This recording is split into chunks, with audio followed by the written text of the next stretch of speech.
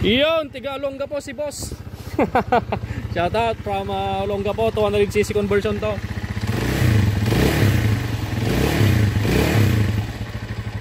Ayan yung andar ng makina niya.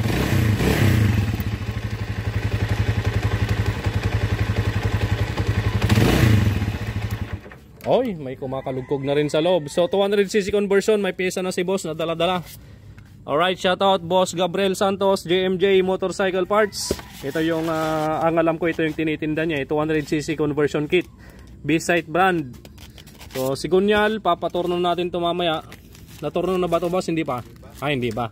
So papaturno natin to, may dala na rin si boss. Pinabili ko siya ng dalawang bearing ng pang 155. Tapos yung block tsaka head nandyan na rin. Yung block niya mga kabro, ipapahuning natin kasi itong piston sa sleeve mahigpit. Okay, para mas maganda at hindi na gaanong matagal mag break in si bossing. Okay, papahuning natin dahil mahigpit yung pasok ng piston. Tapos ayusin na rin natin yung ibang mapapalitan na boss. Okay, anong oras ka dumating boss? Alas 6. Ilang kail, tune up lang. Ayan, taga Mongkada. Yan, tune up change oil pa dito. Tune up change oil din, from Mongkada din. Yung bossing naman, tiga Pangasinan pa.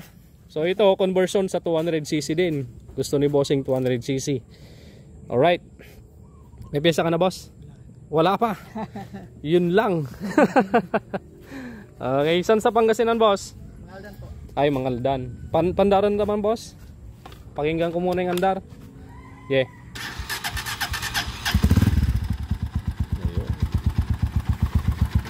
Medyo maingay na rin pala.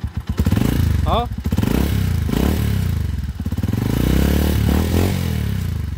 Timing gear.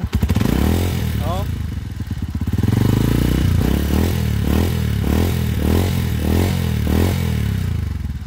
Okay, patay na natin.